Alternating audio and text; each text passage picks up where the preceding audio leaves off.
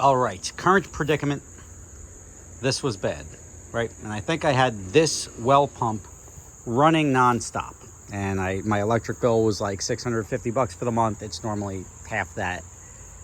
So we conclusively determined that this was burnt out, which is fine.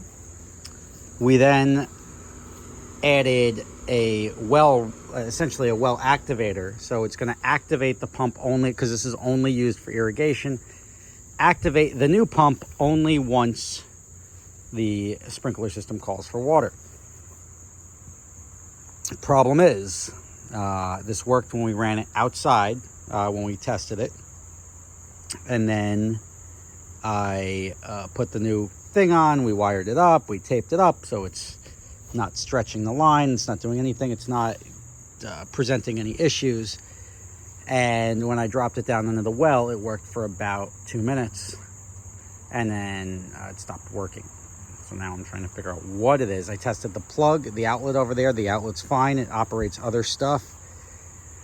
Didn't trip any breakers. Now I'm going to try running it again outside. And obviously I was going to try to do it in a bucket, so I didn't run the pump dry. However, the bucket is not tall enough, so I'm just going to run the pump dry for a second if need be. And ideally that'll work. If that pump works out of the tank, out of the well, then maybe it's just getting clogged with mud or something like that. That's the only thing I could possibly think of.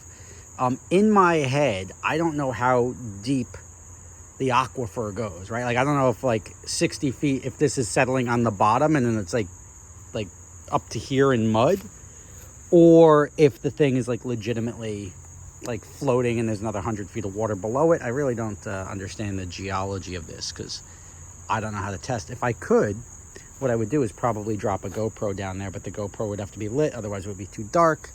So maybe another day.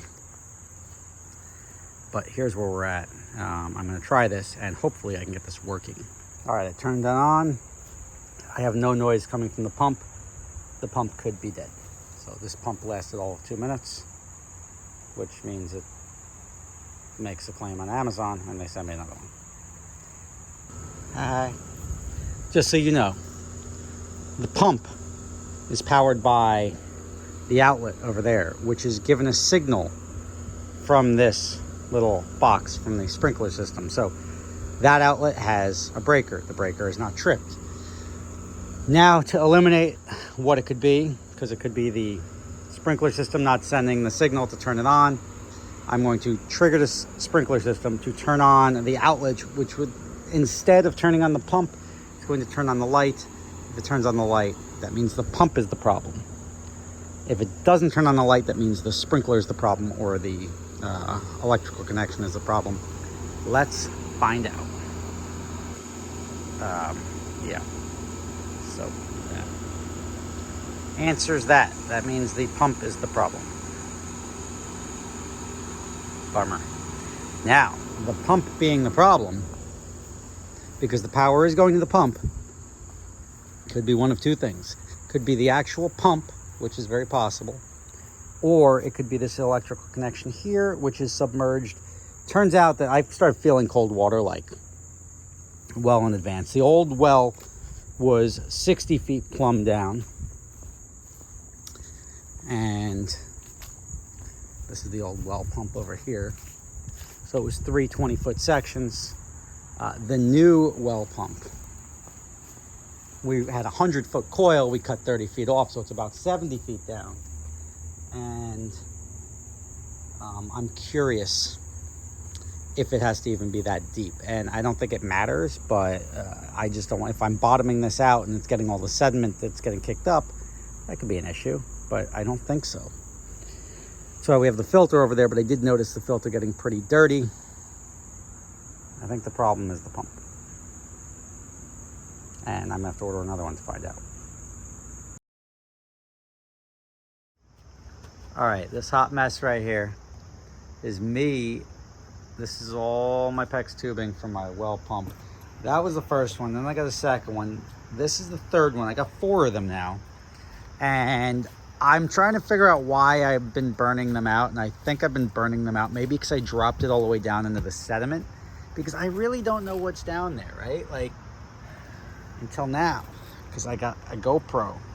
And usually what you would do is you'd put like a little sonic thing and it would just make noise and it would bounce back and tell you how far the top of the water is. I don't know this.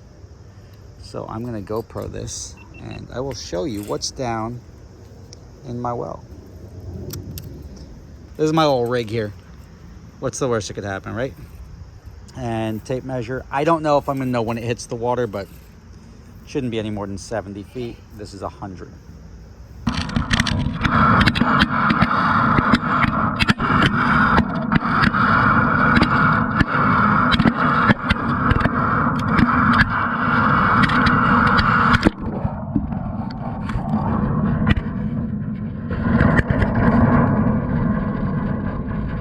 You see down there? There's the water level.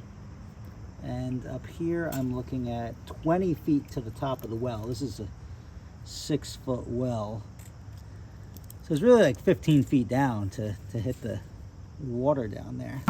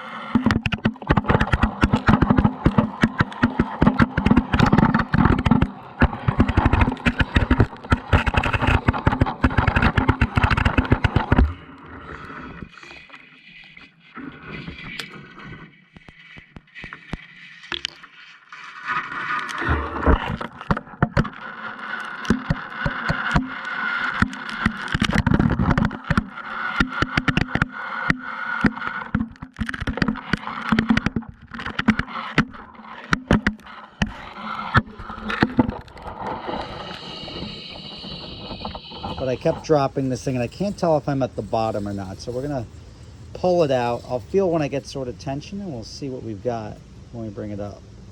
But I'm just curious how deep the bottom of the well is and where we hit water, and then I guess I'll leave the pump somewhere in between. Because if I'm sucking up a lot of sediment, that could be jamming up my pump and burning out the pump, which is a problem. So this inline filter takes the well water and filters out the sediment prior to putting it into the sprinkler line. I thought that when I put the last pump in, I saw a bunch of sediment churning up in there. I thought I like bottomed out on the well. I put it all the way down and went into this dirt, like into the aquifer, which in my head is this giant like void of water underneath the ground, and there's dirt on the bottom, right? That's in my head. Then I dropped the GoPro down into the well and it didn't seem like that. Now I'm like, how did that happen? I'm gonna drop it down again and see if I actually bottomed out or not. Because I'm getting a geology lesson here. And as smart as you are, because you're smarter than I am, I'm learning something and I'm gonna share my findings with you.